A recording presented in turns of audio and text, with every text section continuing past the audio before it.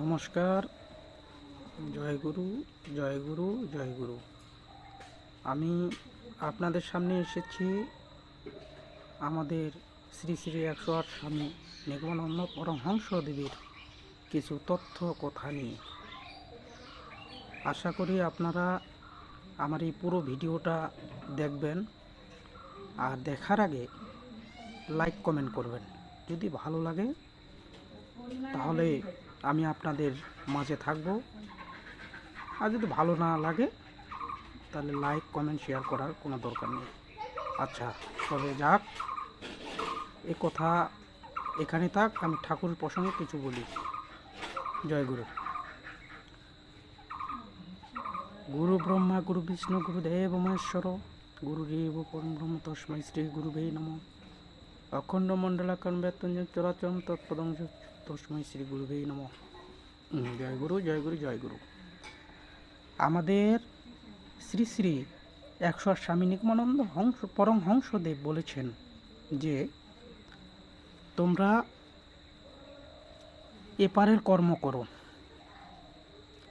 ওপারে তোমাদের হাত ধরার মতো একটু সুযোগ দাও, আমি ওপারে তোমাদের কাণ্ডারি হয়ে তোমাদেরকে পার করে নিয়ে যাব। আসলে তাহলে এই কথার তথ্য বুঝতে গেলে ভাবুন এবং দেখুন যে ঠাকুর আমাদের জন্য কত সাধনা করে নির্ভয় কল্প সমাধি লাভ করে নির্গুণ পরম ব্রহ্মে বিলীন হয়েছেন।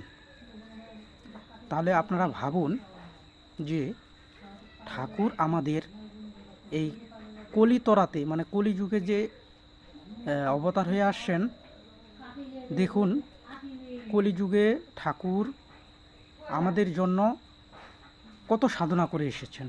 আমাদের এটা বুঝতে হবে যে আমাদের এটা পরম ভাগ্যের ব্যাপার যে আমরা 108 স্বামী নিগমানন্দ পরমহংসদেবের মতো শ্রী গুরু ঠাকুর পেয়েছি। তাহলে মোট কথা হলো আমি আমার 108 স্বামী নিগমানন্দ হংসদেবের ভক্ত বলে বলছি না। আপনারা তাকে জানুন, চিনুন, দেখুন। তিনি চারটি সাধনায় সিদ্ধ। এই 4টি সাধনার তথ্যগুলি পড়ুন এবং জানুন তাকে, তাহলে আপনারাও বুঝতে পারবেন। আর আসলেও আমি ওরকম শিক্ষিত না, আমি সেরকম শিক্ষিত না যে আপনাদের শুদ্ধ ভাষায় বলবো। আসলে আমি ওরকম শিক্ষিত হতে পারিনি। যাই বা হোক, আমি যতটুকু জানি আর কি, ঠাকুরের উপলব্ধি করে যতটুকু পেয়েছি ততটুকু আপনাদের কাছে শেয়ার করলাম। ভালো লাগলে নমস্কার সবাইকে।